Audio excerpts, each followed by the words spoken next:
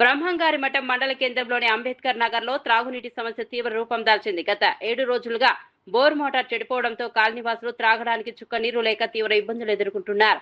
నీటి కోసం దూర ప్రాంతాలకు వెళ్లాల్సిన పరిస్థితి నెలకొనడంతో ప్రజలు తీవ్ర ఆవేదన వ్యక్తం చేస్తున్నారు. సమస్యను పలుమార్లు పంచాయతీ కార్యదర్శి ఎంపీడీఓ దృష్టికి తీసుకెళ్లినప్పటికీ ఎలాంటి చర్యలు చేపట్టలేదని స్థానికులు ఆరోపిస్తున్నారు. ప్రతిసారి మోటార్ పాడైనప్పుడు నెలల తరబడి ఎదురు చూడాల్సి వస్తోందని మండిపడుతున్నారు.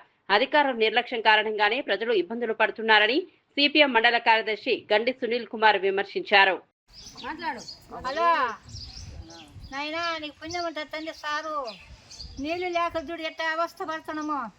ఈ ఎండలకు పైన ఎండలు కింద ఎండలు తాగడానికి నీళ్ళు లేక పిల్లోళ్ళు ఉందా ఘోరంగా ఉంటుంది ఆయన. ఎసురు పెట్టుకుంటుంటే సంగతి చేస్తుందని కూడా లేకుండా తండ్రి నీకు పుణ్యాలు ఉంటాయి కదా నాయన. ఏ నాయన ఇంటున్నావని చెప్పేది. వారం 2 వారాల నుంచి నీళ్లు మాట లేకపోయినా ఏం చేసామయ్యా మేము. 2 వారాలు అవుతుంది నీళ్ళు లేక.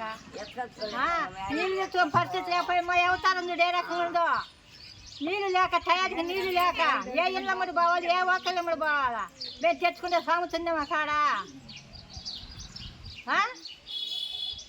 బ్రహ్మంగారి మఠం మండలంలోని గవర్నమెంట్ హాస్పిటల్ దగ్గర ఉన్నటువంటి అంబేద్కర్ నగర్లో దాదాపు వారం రోజులు అవుతున్న ఈ మోటార్ చెడిపోయి ఇంతవరకు ఎటువంటి అధికారులు వచ్చి స్పందించినటువంటి పరిస్థితి లేదు. ఈ గ్రామస్తులు ఉన్నటువంటి కొంత పెద్దలు అధికారుల దృష్టికి తీసుకుపోయినప్పటికీ ఎటువంటి స్పందన లేదు.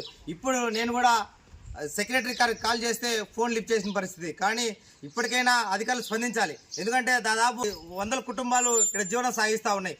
ఈ నీళ్ళు వస్తేనే వీడంతా కూడా కూడు గడిచేటువంటి పరిస్థితి. కాబట్టి అధికారులు స్పందించాలి. సెక్రటరీ వచ్చిన తర్వాత ఉన్నటువంటి అన్ని ప్రాంతాల్లో ఇట్లాంటి మోటార్ చెడిపోయినా కాలువ సమస్యలు వచ్చినా ఎటువంటి స్పందించకపోవడం సిగ్గుచేటని చెప్పేసి తెలియజేస్తా ఉన్నాం. కాబట్టి అటువంటి ఏదైతే సెక్రటరీ పైన అధికారులు ఉన్నతాధికారులు చర్యలు తీసుకోవాలి.